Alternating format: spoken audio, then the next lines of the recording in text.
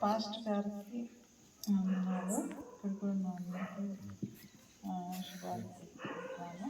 పిల్లలందరికీ Christmas new year greetings.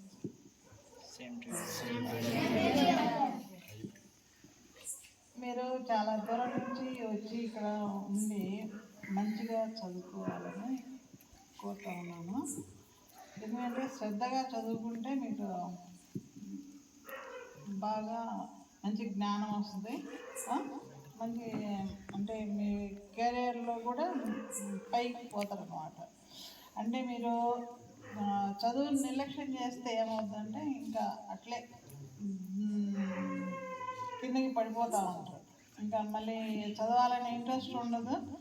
అంతా అయిపోయిన తర్వాత అప్పుడు చదువుకోవాలంటే బాగున్నాయి అని అనిపిస్తూ ఉంటుంది.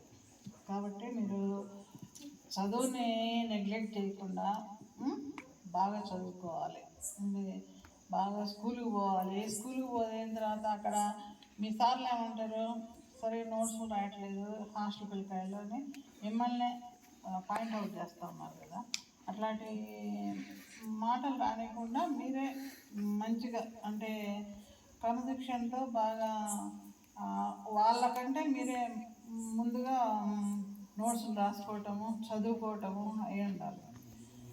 ఊరికే తిరిగితే ఏమొస్తుంది, ఏం రాదు కదా. బాగా చదువుకోవాలి. చదువు మీద బాగా శ్రద్ధ పెట్టండి. తర్వాత దేవుడి భయభక్తులతో కూడా బాగా ఉండాలి. ఇప్పుడు ఎవరో చూస్తూ ఉన్నారు, వాళ్ళు చూసేటప్పుడు మంచిగా ఉండి చూడనప్పుడు మీ ఇష్ట ప్రకారం ఉంటే అది దేవుడు చూస్తూ ఉంటాడుగా మిమ్మల్ని.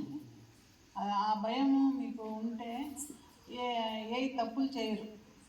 దేవుడు అంటే మనుషులు చూడకపోయినా దేవుడు ఎప్పుడు మనల్ని ప్రక్కన ఉండి చూస్తూ ఉంటాడు. అది గుర్తుపెట్టుకుంటే ఎవరు తప్పులు చేయరు అన్నమాట.